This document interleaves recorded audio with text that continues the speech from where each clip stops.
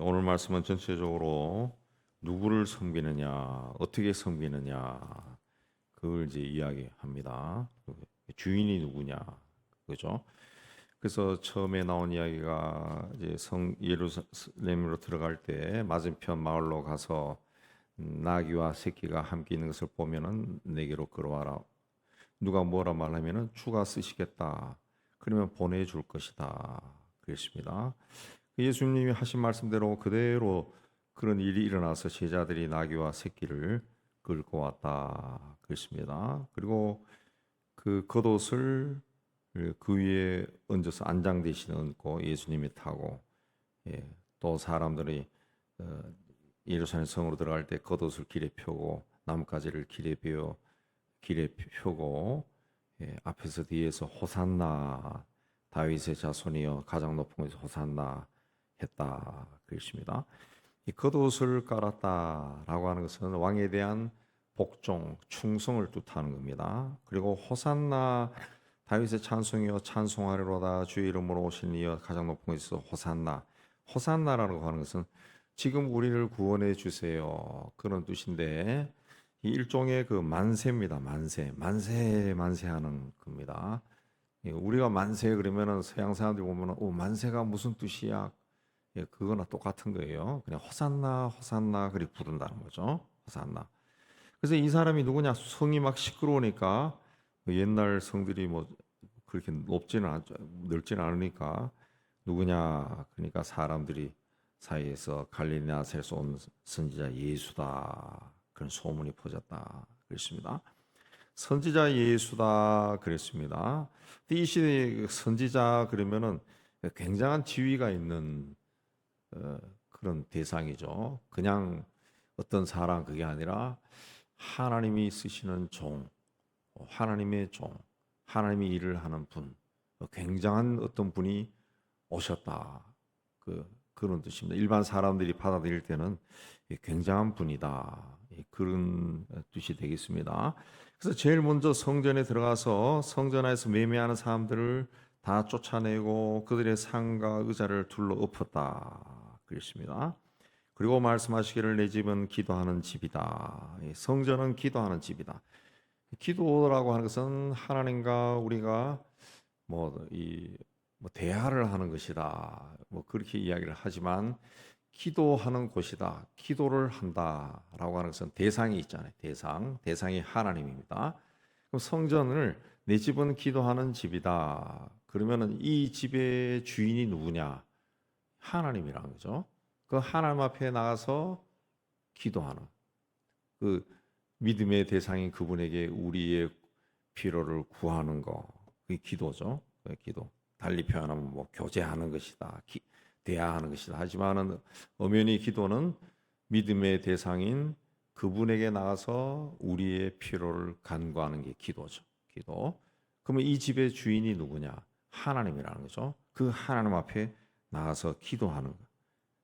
그것이 이제 성전인데, 그 성전이 강도의 소굴이다. 강도의 소굴. 성전 안에서 매매하고 돈 바꾸고 비둘기를 팔고 하는 것은 이 성전의 주인이 하나님이 아니라 나라는 거죠. 나. 그러니까 내가 그 성전에서 어떤 이익을 취하는 거죠. 내가 이익을 취하는 겁니다. 그래서 예수님이 내 집은 기도하는 집이다. 성전의 주인은 하나님이시다. 그렇기 때문에 이 성전에서는 기도 소리와 찬송 소리가 넘쳐 흘러야 되는데 너희가 강도의 소굴로 만들었다. 강도가 뭡니까? 남의 것을 빼앗는 거죠. 하나님의 것을 빼앗아 가지고 자기 것으로 삼는 거지. 이 강도짓한 겁니다. 사람들이. 그리고 이런 그 베다니로 가서 유하고 다음 날 아침에 성으로 들어올 때 길가에 무화과를 나무를 보고 열매가 없는 것을 보고 영원토록 열매를 맺지 못하리라. 그래서 그 무화과 나무 고말랐다. 그 무화과 나무만 마른 겁니다. 세상에는 무화과 나무가 다 마른 게 아니라 고개 말랐다. 제자들이 보고 이상하게 여겨서 어째서 말랐습니까?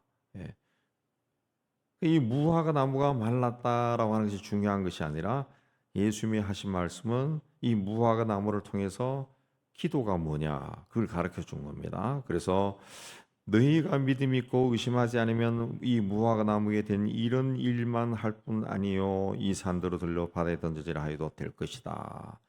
너희가 의심하지 않는 믿음이 있으면은 이 일보다 더 큰 일도 할 수 있다. 그렇습니다. 그러니까 그 믿음이 뭐냐? 믿음이 뭐냐? 의심하지 않는 거죠. 의심하지 않는 거. 믿음이 있고 의심하지 않으면은 이보다 더 큰 일을 할 것이다. 그래서 너희가 기도할 때 무엇이든지 믿고 구하는 것은 다 받으리라. 내 집은 기도하는 집인데 기도하는 집에 나와서 그 하나님께 기도할 때는 의심하지 말라는 거죠. 믿고 구해라. 하나님께서 해주신다는 것을 믿고 구해라. 그렇습니다.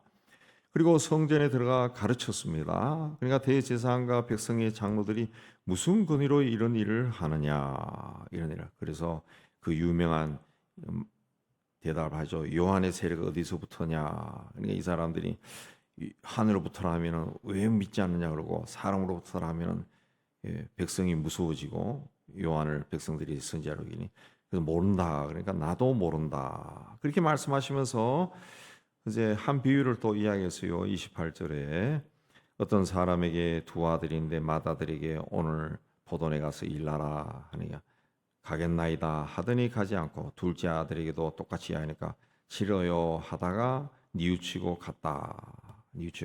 누가 아버지 뜻대로 했느냐? 이 첫째 아들이나 둘째 아들이나 가겠습니다 하고 안 간 녀석이나 가기 싫어요 했다가 간 녀석이나 처음에 가겠습니다 안 갔다. 싫어요 이게 다 뭡니까? 이 자기가 주인인 거지. 자기가 내가 싫으니까 하기 싫다는 거야. 내가 싫으니까 안 가. 끝까지 안 가버려. 내가 싫으니까 안 가요. 가기 싫어요. 했다가 또 나중에 깨달으니까 아버지가 미안하니까 가줬다라는 겁니다. 가줬다. 누가 아버지 뜻대로 했느냐? 그러니까 그래도 둘째 아들입니다. 그러니까 예수께서 세리들과 창녀들이 너희보다 하나님 나라에 먼저 하나님 나라에 들어갈 것이다. 그랬습니다. 요한이 말씀을 전할 때 너희는 그를 믿지 않았지만 세리와 창녀는 믿었으며 너희는 그것을 보고도 근데 뉘우치 믿지 아니하였다. 그랬습니다. 예수님이 그 비유를 하신 거죠. 그 제사장들이나 제사장 그룹이나 제사장이나 백성의 장로들이나 또 세리나 창녀들 이게 다 자아가 강하죠. 자기가 자기 삶의 주인 노릇하는 거죠. 대제사장이나 장로들이나 그 하나님의 말씀을 맡은 자들이고 율법을 지키는 자들이니까 얼마나 자아가 강하겠어요. 성격도 꼿꼿하고 세리와 창녀들도 자아가 강한 사람들이죠. 자기가 내 인생의 주인은 내니까 자기 마음대로 사는 거죠. 남에게 또 세금을 걷어 살던가 몸을 팔아 살던가 자기 마음대로 사는 거예요. 그러나 대제사장과 장로들은 들어가라 했을 때 포도원에 가서 일해라 그랬을 때 가겠습니다. 이 말은 듣는다는 거지. 그러니까 율법을 지키는 거지. 말씀은 지키는 거죠. 그렇지만은 말은 하지만은 가서 일은 안 했다. 하나님의 뜻을 이루어지는 않은 거죠. 그 겉으로 봤을 때는 말씀을 이룬 것처럼 보였지만은 하나님의 뜻을 이루지는 않았다는 거죠. 그러나 세리와 창녀들은 싫어요. 그렇게 하고 자기 갈 길로 갔지만은 나중에 보니까 우리가 이거 뭐 하고 있는 거지 해서 돌아왔다는 거죠. 돌아와서 포도원에 가서 일을 했다. 그렇습니다. 세리와 창녀들은 자신들이 죄를 짓고 있다고 죄의식을 가지고 있었다. 자기들이 잘못된 일을 한다는 것을 안다는 거죠. 안다는 거죠. 그러니까 이 생각할 게 많은 것 같아요. 그러니까 제사장이나 장로들은 하나님 앞에서 하나님 일을 하는 사람들입니다. 하나님 일을 사람들. 근데 이런 사람들은 어쨌든 말씀과 함께 종교적인 의식, 재례, 또 법 여기에 늘 가까이 있는 거죠. 늘 가까이 있고 그렇기 때문에 자신들이 하나님을 섬긴다, 하나님의 일을 잘한다, 나름대로 하고 있다, 부족하지만 한다. 뭐 이런 어쨌든 하나님 곁에 있다, 하나님 일을 한다라고 생각하면서 이게 정말 하나님의 뜻대로 하는 것인가, 뜻을 이룬 것인가, 하나님께 순종하는 것인가라고 하는 것까지는 생각을 잘 안 한다는 것이, 잘 안 한다는 것이. 그래서 우리가 왜 하나님 앞에 좀 더 가까이 있는 사람들은, 특히 저 같은 그 성직에 있는 사람들은 더더욱이나 자기 반성을 많이 해야 됩니다. 자기 반성을 많이. 내가 정말 무엇을 하고 있는가? 정말 그 낮은 자리에 내려와서 자기를 다시 한번 보고 그런 작업을 하지 않으면은 죄를 죄로 보지를 못하는 거죠. 합리화에 능해지는 겁니다. 합리화. 그래서 오늘날에도 성직자들이 저지르는 그 범죄 행위가 세상에 드러나는 것들이 얼마나 많습니까? 그 충격이 더 크죠. 그러나 세리나 창녀들, 세상에서 세속적인 일을 하는 사람들은 우리가 이렇게 살면 안 되는데 이런 생각은 다 가지고 있다. 그래가지고 그런 사람들은 돌아올 때는 분명하게 돌아오거든요. 분명하게 돌아오거든. 그러니까 여기서 예수님이 하신 말씀에서 포인트는 우리는 죄인이라는 걸 늘 생각하라는 것이. 하나님 앞에 나갈 때는 대제사이건 세일이건 간에 나는 죄인입니다. 나를 불쌍히 해주세요. 그런 자세로 나가야지. 내가 그래도 하나님 옷자락 끝을 붙잡고 아니면 하나님의 예를 들어 하나님을 의인하시겠을 때 하나님 신발을 닦는 그 정도는 내가 하고 있다. 자꾸 그런 생각하면은 교만해지고 자기 죄를 보지 못하는 거죠. 영적인 눈이 자꾸 감겨버리는 거죠. 그런 사람들은 이제 이 성경에 늘 나오는 바리새인이나 제사장이나 서기관들처럼 남을 정죄하는 일은 잘합니다. 왜? 이 말씀을 많이 알고 있기 때문에 정죄는 끝내주게 정죄를 하죠. 그런 사람이 되어버리는 거죠. 되어버리는 거. 그 다음에 이제 또 이 비유를 또 했어요. 다른 한 비유를 들어라. 주인이 포도를 만들고 완벽하게 포도를 만들고 농부들에게 세를 주고 타국에 갔는데 열매 거둘 때가 되어서 종들을 농부에게 보내서 열매를 받으려고 보내는데 농부들이 종을 잡아서 때리고 죽이고 돌로 치고 그 다음에는 더 많은 종을 보내는데 그들이 똑같이 하고 그 다음에 아들을 보내니까 이 아들은 상속자니 얘 죽이면 이게 다 우리 것이 된다 해서 죽였다. 그러면 주인이 올 때 어떻게 하겠느냐? 악한 자들을 다 진멸하고 제때의 열매를 바칠 만한 다른 농부들에게 새로 줄 것이다. 그렇습니다. 여기 말씀도 똑같습니다. 포도원의 주인은 분명히 있는데 그 포도원을 맡아서 주관하는 농부들이 거기서 계속 몇 년 동안 일하다 보니까 이게 내 땅인 것처럼 생각이 들었다. 내 땅이처럼. 옛날에도 이런 일들이 많았어요. 우리 할아버지 세대들 이야기를 보면 착해서 그 동네 주민들에게 친척들에게 어려운 사람들에게 땅을 줘서 먹고 살아라. 1년에 쌀 한 가마니만 가져와라. 고추 한 푸대만 바쳐라. 그렇게 했는데 그게 이제 10년이 되고 20년이 되고 그러니까 이게 내 땅처럼 생각돼 가지고 또 그렇게 선한 일을 베푼 분들은 이제 나이 들어가잖아요. 그래서 그 어른이 돌아가신 후에 가보니까 그 땅을 지 걸로 등기 이전해놓은 실제로 우리 집에도 그게 있었다. 그래서 자기 땅으로 등기 이전해놓은 선의를 베풀었는데 그분이 몇십 년 동안 선의를 베풀었는데 나중에 가보니까 돌아가신 후에 가보니까 지 땅이 돼 있는 거예요. 그러니까 주인이 분명히 있는데 농부가 그 주인에게 주인 노릇을 한 거죠. 주인 노릇을 한 거죠.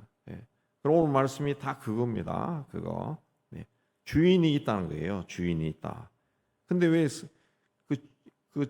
하나님이 주인인데 그 성전에 와서 장사하느냐, 강도짓을 하느냐, 또 기도도 주인 앞에 나와서 이 주인이 분명히 주신다는 것을 믿고 기도하면 응답을 받는다는 거죠. 근데 주인의 일을 잘하는 것처럼 흉내만 내면서 실제로는 안 하는 놈보다는 안 한다 하고 나중에 와서 열심히 하는 세리와 창녀가 낫다는 거죠. 네, 낫다는 거죠. 그러니까 이 주인이 누구냐, 그걸 이야기하는 겁니다. 우리가 예수를 믿으면 성령께서 우리 안에 들어와 계신다 그랬습니다. 그래서 고린도서에 보면은 너희 몸은 너희 것이 아니다, 성령의 전이다. 우리 몸도 우리 것이 아니라는 거죠. 우리 몸의 주인이 있다는 거죠. 우리 몸의 주인. 인간의 몸의 주인이 있다는, 인간에게는 주인이 있는 거예요. 주인. 사실 뭐 따져 보면은 내가 어느 날 스스로 창조해서 세상에 온 게 아니라고. 주인인 하나님이 나를 모년 모월 모일에 나를 세상에 보낸 거예요. 사람으로 보내고. 또 때가 되면은 주인이 내 생명을 거두는 거예요. 그래서 요즘은 다 화장을 많이 하니까 화장하면은 아무것도 없어요. 그냥 한 줌의 즙밖에 안 된다. 한 줌의 즙. 아무것도 없다. 아무것도. 주인이 있다. 주인이.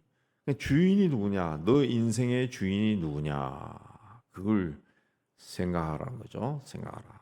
우리 인생의 주인은 하나님입니다. 하나님. 이게 내 것이라고 이 포도 농부들처럼 자기 것이라고 착각해서는 안 된다는 거지. 그러니까 거기서 포도원을 농사 지을 때 거기서 나오는 것들로 풍요롭게 살 수는 있지만은 그래도 그게 네 거 아니라는 거죠. 그게 네 거 아니라 때가 되어서 주인이 포도원을 거두러 온다는 거죠. 거두러. 그때 이 일을 잘 안 했으면은 주인이 쫓아낸다는 거예요. 쫓아낸다. 그래서 그 나라의 열매 맺는 백성이 받을 것이다. 열매를 맺는 백성이 받을 것이다. 그렇습니다. 이 말을 듣고 대제사장과 바리새인들은 자기를 가리켜 하는 말씀인 줄 알고 예수를 오히려 잡으려고 했다. 그렇습니다. 이게 전혀 이렇게 깨달음이 없는 거죠. 깨달음이 없는 거. 이 제일 무서운 게 그건 같아요. 제일 무서운 게 대제사장과 바리새인들. 그러니까 하나님 가까이 있는 사람, 말씀을 잘 지킨다고 생각하는 사람, 말씀을 잘 지킨다고 생각하는 사람. 이게 제일 무서워요. 그래서 옛날에도 이 깨달음이 있었던 사람은 일부러 자기가 한번 세속 사이로 휙 들어갔다 나온다. 휙 들어갔다. 소위 이 공부 꼭 죄를 짓는다기보다도 죄를 짓지는 않겠지만 그 가까이 가서 나도 이런 더러운 놈이다. 그걸 자기인데 각인시킨다는 거죠. 각인시킨다. 그래서 사람이 그 살아 있다. 그래서 자기가 어떤 존재인가라는 것을 깨달음을 얻기 위해 얻는데 가장 좋은 것 중에 하나가 시장에 나가는, 시장에 아주 복잡한 시장에 나가서 한두 시간 쏘다니다가 들어오라 그러죠. 그러면 인간의 어디 적나라한 욕망이 시장 안에 다 있는 거예요. 다 있는 거예요. 친절한 사람도 있고 사기치는 놈도 있고. 어저께 신문 보니까 킹크랩을 샀는데 속에 얼음으로 가득 차 있고 물을 집어넣어가지고 살은 없고 얼음이 가득 차 있었다. 뭐 그런 이야기 나오는데 그런 게 있거든요. 그런 게. 근데 그렇지 않고 계속 대제사장과 바리새인처럼 성전 안에서 하는 의식과 그 말씀과 율법의 그런 생활에 익숙해 있으면은 그 안에서 정말 하나님이 주인이 아니라 자기들이 주인 노릇하면서 자기들이 행하는 일들이 얼마나 하나님 보시기에 완악한 것인지 본인들은 깨닫지 못한다. 오늘날에도 똑같습니다. 저를 포함해서 오늘날에서 교회 지도자로 하는 사람들, 목사들, 목회자들이 교단을 위하면 총회나 노회나 이런 데서 행해지는 것들 보면은 참 덕스럽지 않은 일들이 굉장히 많아요. 일반 신자들이 생각하기에는 그렇지 않은 일들이 그야말로 인간 세상에 일어나는 모든 음모와 협작과 막 이런 것들이 너무 많다. 그런 것들이. 그래서 그런데 가기도 싫어하는 사람들도 막 대단히 많고 그런데 그런 게 너무 많다. 왜? 자기들이 이 일을 한다고 생각하니까 이 죄에 대해서 민감해지지 않는 게 점점 민감해지지 않고 남에게 계속 가르치는 거죠. 회개하시오. 그렇게 하면서 자기는 회개, 자기도 해야 되는데 그게 안 되는 거죠. 그게 그러니까 하나님 앞에서 일하는 사람들, 대제사장이나 바리새인들이나 장로들이나 서기관이나 율법학자들이 오히려 자기를 돌아보고 굉장히 조심해야 돼. 주인이 누구냐? 그걸 생각. 내가 주인이 아니라는 것이. 예, 주인은 분명히 있다는 거죠. 그분이 언젠가는 회개할 거라는 거죠. 계산할 것이다. 우리도 이 신앙생활 하면서 항상 주인이 누구냐? 그걸 생각해야 돼. 내가 주님 그랬는데 그 주님이 어느 때 나의 주님이냐? 교회 나와서 기도할 때만 주님이냐? 아니면 내 인생의 주인이냐? 그 인생의 주인이라면 그분을 내가 어떻게 대우하고 그분과 어떻게 동행해야 되느냐? 거기에 대해서도 늘 질문을 하고 그렇게 해야 우리가 영적으로 깨어 있습니다. 그렇지 않으면 어느 순간에 영적인 눈이 감겨버린. 예. 형식적으로는 기독교인이고 크리스천으로 예수 잘 믿는 사람으로 보이지만은 커튼을 거치면은 커튼을 열면은 아무것도 없는 거지. 아무것도. 아무것도 없어. 오히려 주님이 저주했던 무화과 나무처럼 되어버리는 거죠. 무화과. 진실한 믿음으로 하나님 앞에서는 그 믿음이란 건 다른 게 아니고 내가 믿는 주님, 그 주님 앞에 주님을 주님으로 인정하고 서는 것이 믿음이에요. 그 주님으로 온전히 인정하면은 믿음이 생기는 거고, 기도할 때도 의심이 안 생기는 거고, 한마디 주님 내 사정 아시죠? 다 알고 계시고 가장 선하게 인도해 주실 줄로 믿습니다. 요 한마디 기도해도 기도가 끝나는 거죠. 물에 빠져 죽어갈 때 뭐 하나님 뭐 어쩌고 저쩌고 뭐 1시간 기도할 수 있습니까? 주여 살려주소서. 그걸로 끝나는 거지. 그럴 때는 절박한 그 믿음이에요. 주님 살려주세요. 절박한 믿음. 이게 살아나는 거죠. 살아나는. 옛날에 최전방에 있을 때 우리 수색대가 들어가서 그 작업하다가 지뢰가 터졌어. 한 녀석이 밟아가지고 터져버렸어요. 그때 그 신실한 이 군인이 제가 우리 부대에서 들었는데 제가 가까이 안 있고 같은 부대에 있어서 쥐야 그러면서 쥐야 그 소리를 질렀다는 이야기가 들리더라고. 쥐야 살려주세요. 그런데 살아났어요. 발목만 이리 나가고. 그러니까 우리가 절박할 때 외치는 그 기도, 그게 진실한 기도입니다. 진짜 그런 마음으로 기도의 자리에 나아가는, 그러면 기도를 많이 안 해도 다 응답이 됩니다. 기도 자리에 나가는 여러분 되시기를 주의 이름으로 축복합니다.